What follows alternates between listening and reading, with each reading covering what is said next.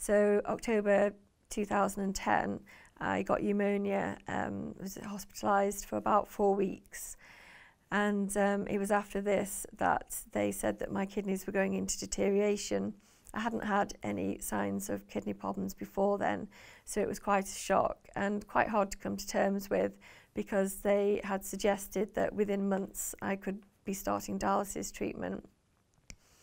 And at first, when the nurses used to come round on the ward when I was in hospital and try and approach me about thinking about dialysis, I just wasn't ready to hear the information. It seemed a really daunting, scary prospect.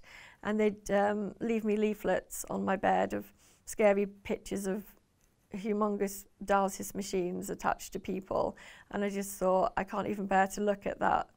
So I think I was in denial for the first few months about what my future was going to be, and I was going to have to be reliant on dialysis. And also, I'd been living in Manchester, running my own business, being able to drive, living independently in my own house. And once I was, after I was discharged from hospital, I was back home living with my parents because I was too ill to live independently.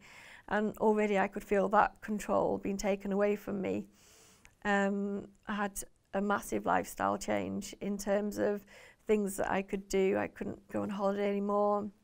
I was too fragile and weak to socialise and do the things that I enjoyed. So it was a really difficult time because I just felt like I was being stripped of my independence and my identity. I felt like I was living half the life that I used to live. I felt like my personality was subdued. I was almost vacant sometimes just because I was so ill. So it's obviously, inevitably, it's always going to be a really, really hard period, and I've not been through it myself, so I can only speculate. But do you think more could have taken place during that period to offer support and advice and, you know, just go that little bit further to make a difference in your life, whether that's through the nurses, the patient support material, whether it's by speaking to other people who've been through the similar experience? Do you think there's more that could be done? Yeah, I mean, definitely.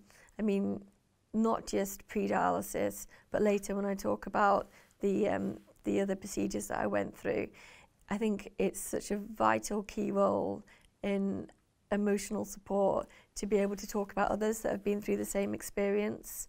And that was really lacking in every aspect of my pathway through this story. And I think it would have had a real beneficial effect on my emotional state if I'd have had that resource. So yeah, definitely I think sharing experiences with other patients that have been through it that can maybe reassure you about what life is going to be like after. For example, when I started dialysis, I just had this vision of what my life would be like, how restricted it would be, how restricted my diet would be, how I'd be at the hospital 3 days a week attached to a machine for 4 hours a time. And I just didn't want to face it because I just thought that would be the end of me and my freedom to do anything. And eventually I did have to start dialysis. So in July 2011, I'd been in to see my consultant, and my blood test results were showing that my kidney function then was probably below 8%, which is at the time you need to start dialysis. And I was still in complete denial because I was anxious and in fear of the unknown of what life would be like on dialysis. And I was still reluctant to have a central line put in to start my dialysis treatment. But I overheard the consultant say to one of the nurses in the corridor, if that girl tries to leave clinic today, I'm going to have her sectioned under the Mental Health Act because she will not live another week if she leaves clinic today. I mean, that's a very different approach to, you know, communication from a hospital point of view, and it's really quite horrific. You mentioned before when you were like 25, 26 and you met that nurse and she was very empathetic to your diabetes and your lifestyle. You know, comparing those two situations, you know, it's like chalk and cheese, isn't it, in terms of the way that people communicated? Yeah, and I think the delivery of information is so important, wherever it's coming from.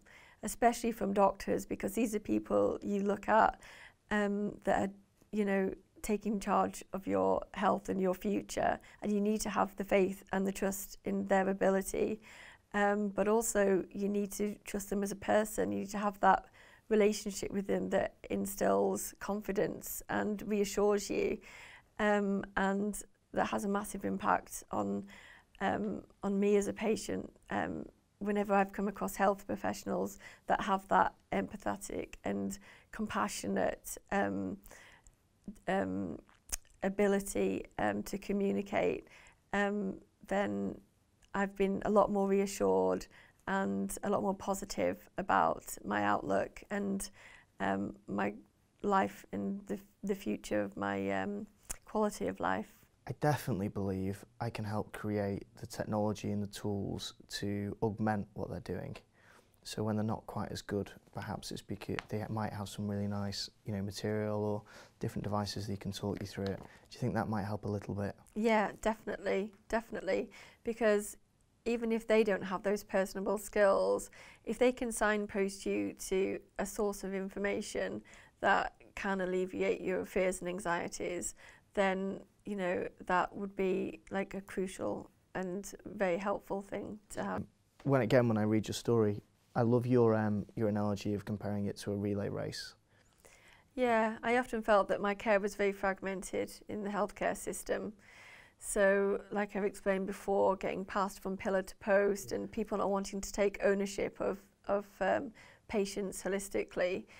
I think, yeah, this analogy of running a relay race for a patient. So there's at one time you pass the baton to the next person and you run together with that baton until it's securely passed on, and then it gets passed to the next person. So there's never any drop in that communication, and it's a lot more of a seamless pathway to better outcomes for patients. Yeah, sounds like there's two things there. One is the continuing care, that important, but also there seems to be a frustration when you felt like the healthcare professional was focused on one particular aspect of your illness. Yeah, I mean, sometimes, you know, especially going to my follow-up clinics at Manchester after my transplant, I'd go into a clinical appointment and the consultant would look at my blood results and that's all he would consider. And actually, in the first few weeks after transplant, I really didn't feel very well. And I was going into those appointments thinking, you know, why don't I feel very well? But actually my blood test results were quite good. And so he'd look at the computer screen, see that everything, all the components of my blood were doing well, and then that was it. There was no real concern as to how I was actually feeling. And sometimes I'd say, well, I'm really not feeling that good. You know, is there anything else that could be wrong? Is it the side effects of the tablets? Or sometimes they could be quite dismissive. I know they're busy clinics and they've not got the luxury of the time to afford to spend with patients. But yeah, I've just found that they didn't really support me in how I was actually feeling. I remember saying to one consultant, I said, on the scale of 1 to 10, 10 being the best that I could feel, what should I be feeling right now at this stage in my recovery? And he said, oh, about a 7. And I thought, must really only feel about a 3. So this is very worrying, because if this is how I'm meant to be feeling at a 7, then this is what I've got to live with for the rest of my life. Then this is quite a concern. So yeah, they have no idea about sometimes how the patient is actually feeling, as opposed to just looking at you as some sort of statistical walking blood test. So yeah, I think there's definitely scope for improvement there. And again, as an industry, we use this expression of around the pill. So we talk about not just a treatment, but actually providing broader support. It sounds, though, that a lot of the support you received was always really narrow, and the things that you wanted more than anything was a holistic standard of care? Yeah, I think in an ideal world, similar to in banking, you'd have an account manager, someone that could facilitate the communication between the doctors, someone that could coordinate your appointments, someone that had a general, like, overall view of you as a patient, because that's really lacking. So yeah, someone that can take ownership and